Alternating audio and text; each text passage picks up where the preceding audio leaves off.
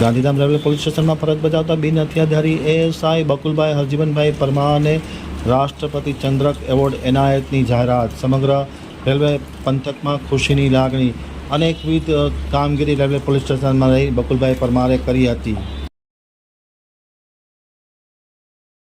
રાષ્ટ્રપતિ ચંદ્રક એવોર્ડમાં Gandhidham railway police સ્ટેશનના બિનહથિયારી એએસઆઈ બકુલભાઈ હરજીવનભાઈ પરમારના નામની જાહેરાત।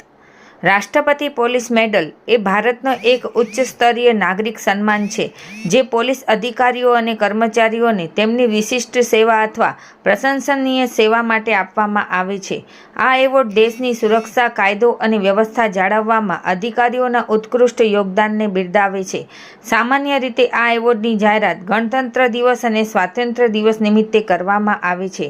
આ વર્ષે ભારત સરકાર દ્વારા સ્વાતંત્ર્ય દિવસ 2025 નિમિત્તે રાષ્ટ્રપતિ પોલીસ મેડલ એવોર્ડની જાહેરાત કરવામાં આવી છે। આ વખતે ગુજરાતના 21 પોલીસ અધિકારીઓને તેમની અસાધારણ સેવા અને બહાદુરી માટે આ પ્રતિષ્ઠિત એવોર્ડથી સન્માનિત કરવામાં આવ્યા છે।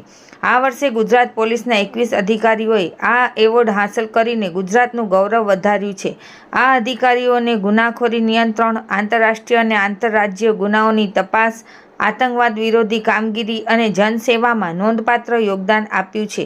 આ યાદીમાં પશ્ચિમ રેલવે અમદાવાદ જિલ્લાના ગાંધીધામ રેલવે પોલીસ સ્ટેશનના બિનહથિયારી એએસઆઈ બકુલભાઈ હરજીવનભાઈ પરમારના નામની જાહેરાત થઈ છે, જેથી ગાંધીધામ રેલવે પોલીસ સ્ટેશન તથા પશ્ચિમ રેલવે અમદાવાદ જિલ્લા પોલીસ ગર્વ અનુભવે છે। ગાંધીધામ રેલવે પોલીસ તથા પશ્ચિમ રેલવે અમદાવાદ પોલીસ પરિવાર દ્વારા બકુલભાઈને તેમના ઉજ્જવળ ભવિષ્ય માટે અભિનંદન પાઠવવામાં આવી રહ્યા છે।